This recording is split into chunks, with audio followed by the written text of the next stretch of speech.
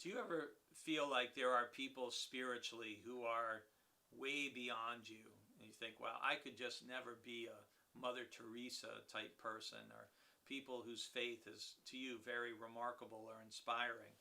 Um, and sometimes you can even think about people like that who are in the ministry in different ways.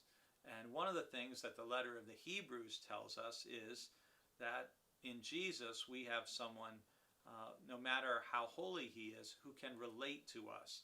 And our verse for today is from chapter 4, verse 15, which says, "For we do not have a high priest who was unable to sympathize with us in our weaknesses, but we have one who in every respect has been tested as we are, yet without sin." So that tells us something very important, that Jesus is the high priest who can sympathize with us in our weaknesses.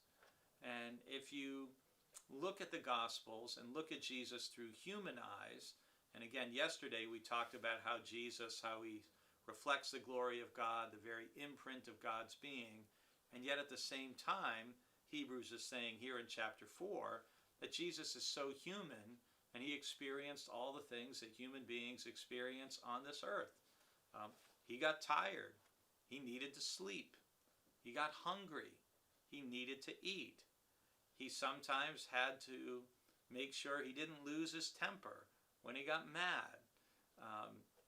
Jesus, Hebrews says, was tested in every way, or tested as we are, yet without sin. So you can look at your own life and think of areas in your life where you are tested or challenged. And there may be things you've never even told another living soul about, things you wrestle with or you find difficult or a temptation. And part of what Hebrews is telling us is, whatever those things are, you can share them with Jesus. You can talk with Jesus about them. You can pray with Jesus about them, because Jesus has been tested as we are, and yet he never sinned. He didn't give in to temptation.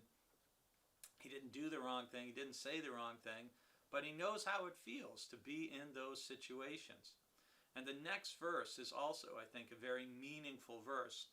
Verse 16 says, basically, "Since we have a high priest who sympathizes with our weaknesses, let us therefore approach the throne of grace with boldness, so that we may receive mercy and find grace to help in time of need."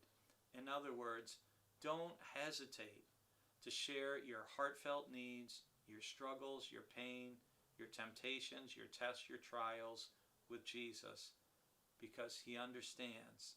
He gets it, no matter what it is.